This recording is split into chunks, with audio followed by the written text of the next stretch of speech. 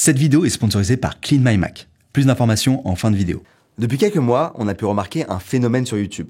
Les vidéos de divertissement ont l'air de plus en plus produites. Et que ce soit aux États-Unis ou en France, avec aux États-Unis des mecs comme Erac ou MrBeast qui font genre littéralement exploser des maisons ou bien les coupent en deux et font des pizzas géantes. Et en France, on a aussi des créateurs comme Inox qui va vivre une semaine sur une île déserte, ou bien Amine qui va organiser un match de foot contre l'Espagne dans un vrai stade avec genre 20 000 personnes, ou encore Squeezie qui scotche ses potes à des avions pour faire des loopings, ou qui organise un Grand Prix de Formule 4. C'est énorme. On est depuis quelques mois passé à une autre étape dans la création de contenu sur Internet. Ce qu'on va faire dans cette vidéo, c'est comprendre et analyser les raisons de cette surenchère, et surtout ses implications, qu'elles soient sociologiques, philosophiques et psychologiques, sur les créateurs, mais aussi sur l'audience. Ok, d'accord. Wow, ok. Wow, wow.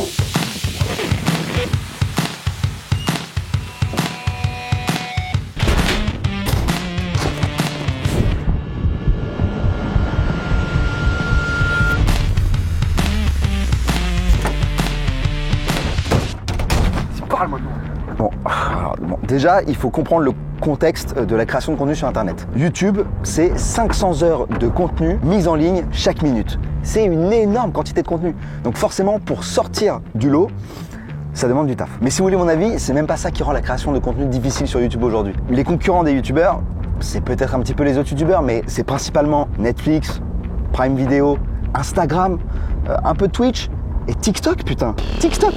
En septembre 2021, donc il y a 3 ans, il y a un article de Bloomberg qui disait qu'il y a 11 millions d'utilisateurs de TikTok en France et qui consomment chacun en moyenne 1 heure de vidéo par jour. 1 heure! Il y a même une étude plus récente de Sensor Tower qui nous dit que la moyenne de temps quotidien passé par les utilisateurs dans le monde, elle est aujourd'hui de 95 minutes. 95 minutes, c'est 1h30 par jour. Et ça arrivait en à peine quelques années. Donc forcément, ce changement de climat, en plus si brutal, ça met sous pression les créateurs et les créatrices. Eux, leur but, c'est de générer des vues parce que c'est leur bise, quoi. C'est ce qui fait qu'ils vont générer de l'argent pour investir dans d'autres projets, construire d'autres trucs, développer d'autres prods, etc. C'est le cœur du truc, ça reste les vues, ça reste l'attention en fait. Cette volonté d'être vue, elle est liée à 3 points clés: l'algorithme YouTube, le comportement des viewers et le comportement des autres créateurs et créatrices. L'algorithme YouTube, c'est la même chose depuis des années. C'est-à-dire qu'il incite les gens à rester le plus longtemps possible sur la plateforme. Et en fait, comme c'est du machine learning, on sait pas trop comment il marche, quoi. Même YouTube, ils savent pas trop. Du coup, je vais pas m'éterniser sur le sujet. On va juste retenir qu'ils veulent qu'on reste le plus longtemps possible sur la plateforme. Donc, plus une vidéo est cliquée et plus elle est appréciée et plus elle va être poussée par l'algorithme. C'est un petit peu bête et méchant, quoi.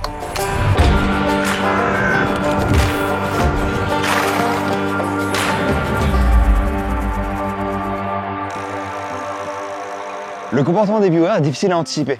On sait qu'ils sont attirés par les vidéos virales parce que ça les surprend, parce que c'est du contenu qui est à la fois inhabituel ou extrême. On le sait notamment grâce à une étude de Daniel E. Berlin, Novelty, Complexity and Hedonic Value, une étude de 1970. En gros, Berlin a mené plusieurs expériences qui examinent les facteurs qui influencent l'attention et l'attrait des stimuli chez les individus. Par exemple, la nouveauté, la complexité, la surprise ou la valeur hédonique, c'est-à-dire le plaisir. Il a mené des expériences en laboratoire pour mesurer les réactions des individus aux différents types de stimuli. En gros, il leur a exposé des images et des sons avec des différents niveaux de nouveauté, de complexité, de surprise, et il a mesuré leurs réactions, comme par exemple le temps passé à observer les images ou les sons, ou encore la force des réponses émotionnelles, tout simplement.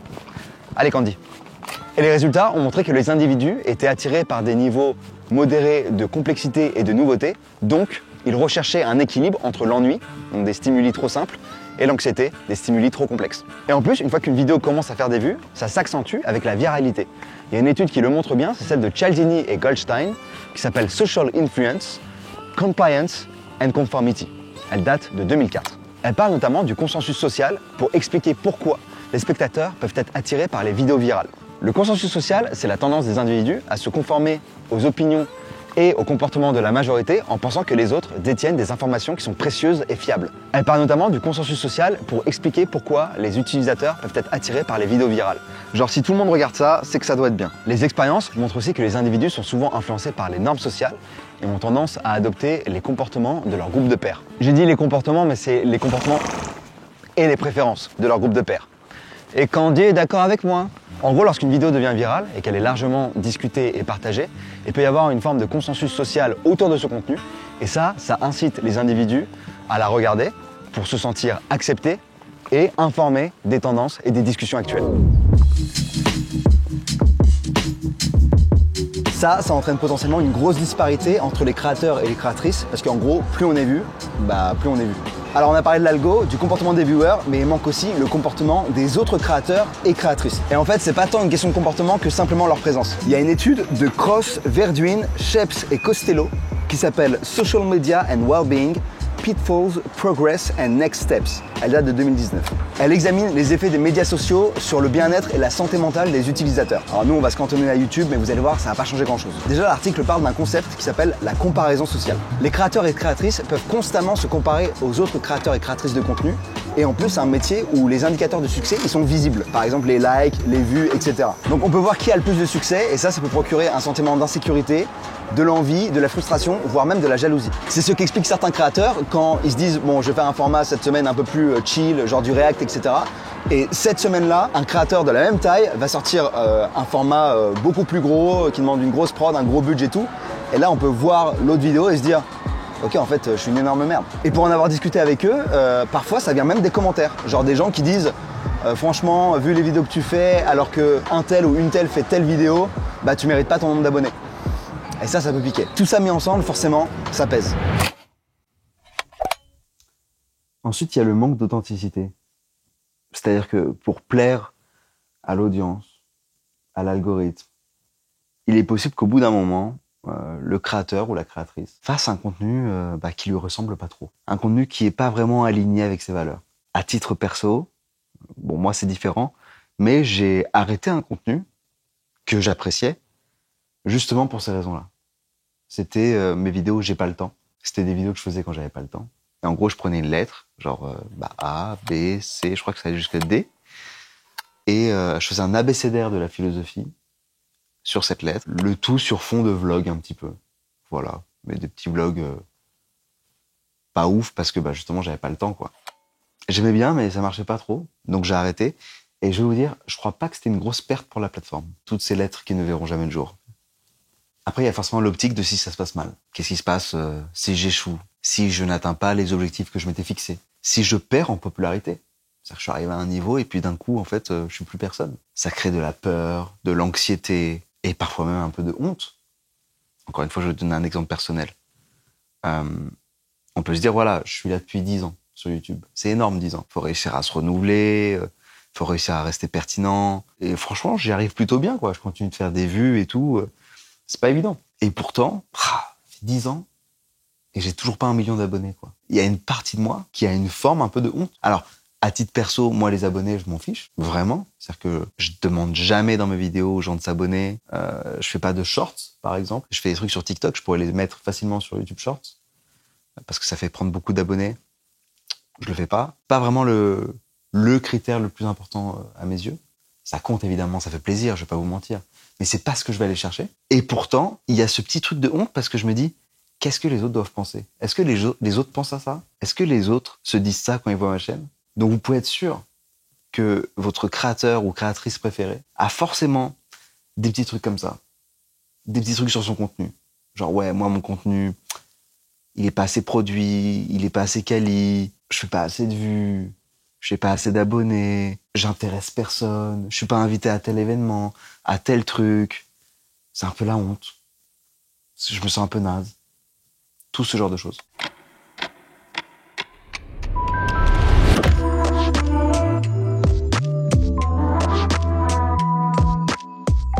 Alors enfin, il y a une dernière chose que filme l'étude, c'est évidemment les conséquences de tout ce qu'il y a avant, c'est-à-dire le burn-out. La pression pour produire constamment du contenu nouveau et intéressant, tout en répondant aux exigences de l'audience, des algos, etc. Un des exemples qu'on a vu récemment, c'est par exemple le cas de McFly et Carlito. J'ai aussi un pote qui s'appelle Toupette, il fait une vidéo par semaine depuis genre, je sais pas, 3 ans, 4 ans, et c'est pas juste des réacts, hein, c'est genre ça demande un monteur, un cadreur, etc. C'est un peu l'enfer. Et je vois, genre, il galère, quoi. Il galère. C'est une pression constante, quoi. Et aussi, il y a la pression de temps d'arrêt. Alors, on pourrait dire que c'est choisi. on pourrait dire qu'il pourrait arrêter. Mais quand on sait tous les efforts qu'il a fait pour en arriver là, c'est pas aussi ça.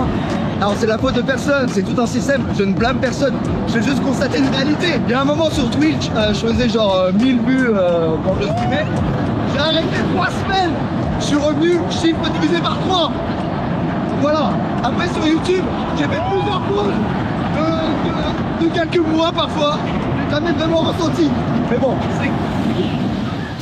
ça reste pressurisant. Ça reste pressurisant.